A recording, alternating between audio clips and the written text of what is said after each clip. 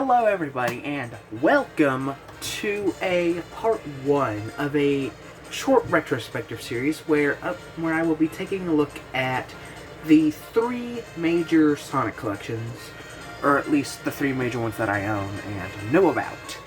Those of course being Sonic Classic Collection for the DS alongside both for the GameCube, Mega Collection and Gems Collection.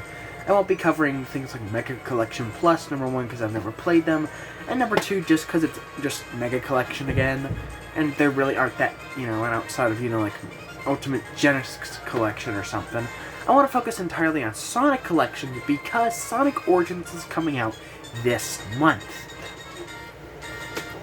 And, while I really had completely different plans for uploading schedules, I figured, why not review the 3 main Sonic collections in a kind of retrospective of sorts and kind of get hyped for Origins, because I'm really excited for this. And so, without further ado, let's talk about the game selection in Sonic Classic Collection, which, again, this is honestly probably going to be my most nostalgic collection and possibly even my favorite once the whole retrospective is done. Entirely due to the fact that this was the game that introduced me to the franchise in the first place. Of course, I had this on my DS Lite, as it is right here. Yeah, I used to play this little doodad all the time with this game, and I honestly loved it. Out of all 6 games included, I probably played and loved Sonic 1 the most, mostly due to the fact that, well, I just really liked it. I mean, I never really got stuck on any levels per se.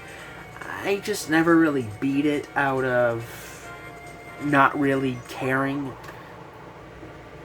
Okay, that's weird. Mostly due to the fact that since there was no save feature for Sonic 1, all you had was save slots.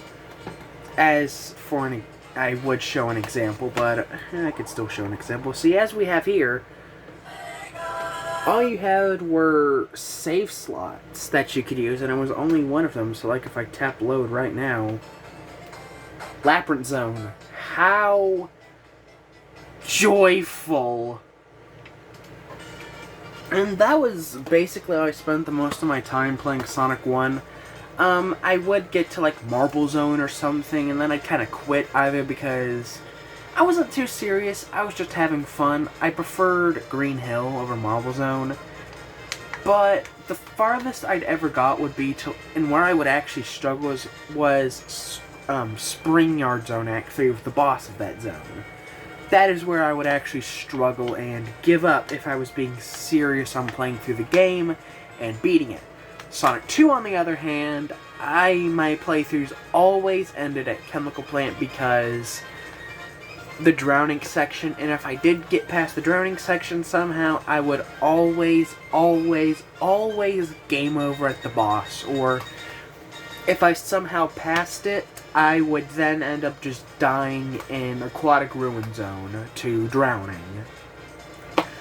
And if I somehow managed to get to a bubble and almost get it in time, Tails would always fuck me over in that game.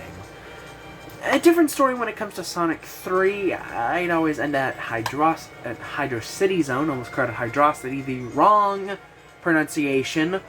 For all you dumbasses out there who like to call it It's Hydro City, you dumbasses.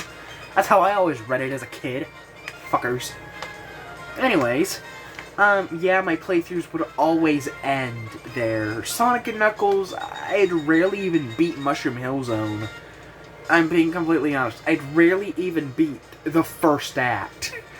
If I did, I would just, that's just how it would be. But, yeah.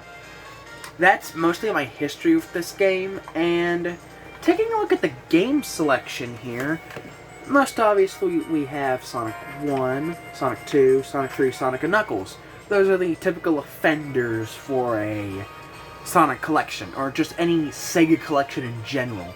Now, if we continue to scroll past Sonic and Knuckles, we get Knuckles and Sonic 2, and Sonic 3 and Knuckles. Now, those, of course, if you did not know, Sonic and Knuckles was built with a sort of lock-on attachment. you'd flip the top of the cartridge up and you could lock in Sonic 2, Sonic 3, and really any other Genesis game, but if it wasn't Sonic 2 or 3, you just play the special stage Blue Spears over and over and over again until, I don't know, you got bored or something. I don't know. I don't really care either way. But that is how Sonic & Knuckles works, so of course I find it really cool that they kept those as their own separate games, and when looking on the back of the box, you don't see anything about it. I mean, I don't even see a mention of it. I mean, it says 4 classic Sonic games, and I like that. That's a cool surprise. Now, just the game selection in general, it's kind of bare bones when compared to, like, collections on the GameCube But in reality, those are really the only Sonic games you need. If I had to add anything or change anything to this game selection, maybe include the 8-bit version of Sonic 1 or 2, but I feel like that actually dragged down how good the collection itself is. All around, yeah, it's good. And this is a perfect game to introduce, especially me as a young kid, to the Sonic series for. And as far as extras go, sadly, this is the only real spot, in my opinion, where this game suffers. Now, if I back out here, all we have for extras are illustrations and the credits.